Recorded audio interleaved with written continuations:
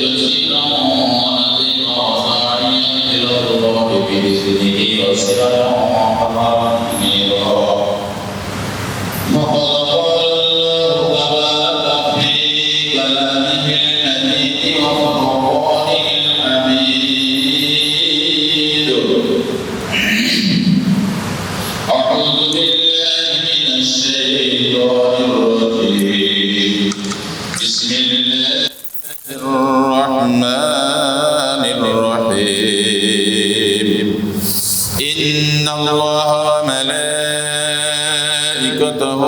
يصلون على النبي يا أيها الذين آمنوا صلوا عليه وسلموا تسليما.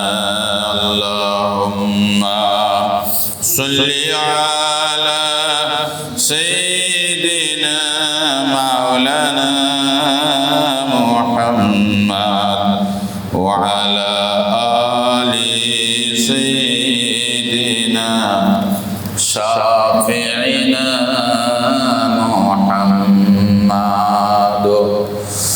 محمد مصطفى تم ہی حبیب پاک کی دعوت ہو.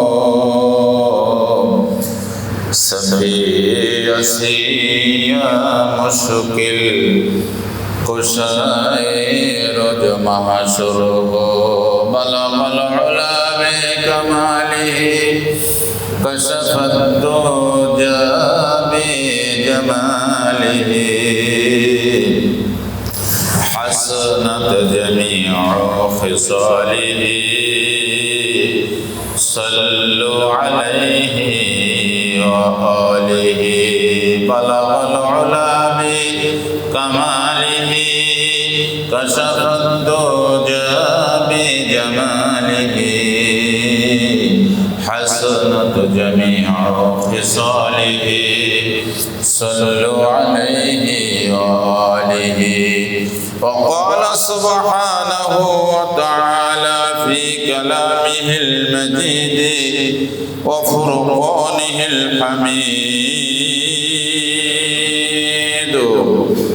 ألف لام را تلك آيات ألف لام را كتاب أنزلناه إليك لتخرج الناس من الظلمات إلى النور. وقال سبحانه وتعالى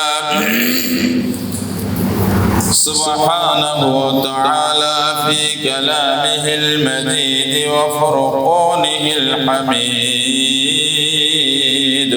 والعصر إن الإنسان لفي خسر إلا الذين آمنوا وعملوا الصالحات وتواصوا بالحق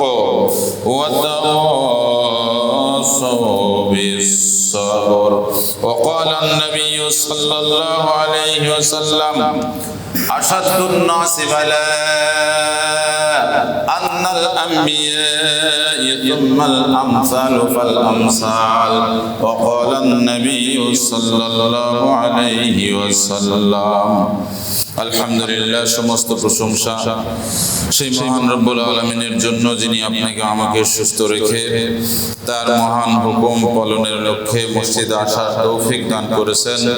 আমরা সেই মনিবের দরবারে অবনত মস্তকে হৃদয়ের সমস্ত ভালোবাসা দিয়ে শুকরিয়া আদায় করছি। আলহামদুলিল্লাহ হামদান কাসীরান তাইয়িবান মুবারাকান ফি। يا ربي لك الحمد كما ينبغي لجلال وجهك وعظيم سلطانك. رب اشرح لي صدري ويسر لي أمري واحلل عقدة من لساني يفقهوا قولي. رب اشرح لي صدري ويسر لي أمري واحلل عقدة من لساني يفقهوا قولي. আল্লাহ রাব্বুল আলামিন আমাদেরকে যে মুসলমানের ঘরে জন্মদান করেছেন, আলহামদুলিল্লাহ। ইহুদ, নাসারা, খ্রিস্টান, বৌদ্ধ বিভিন্ন ধর্ম আছে বাংলাদেশে, পৃথিবীতে।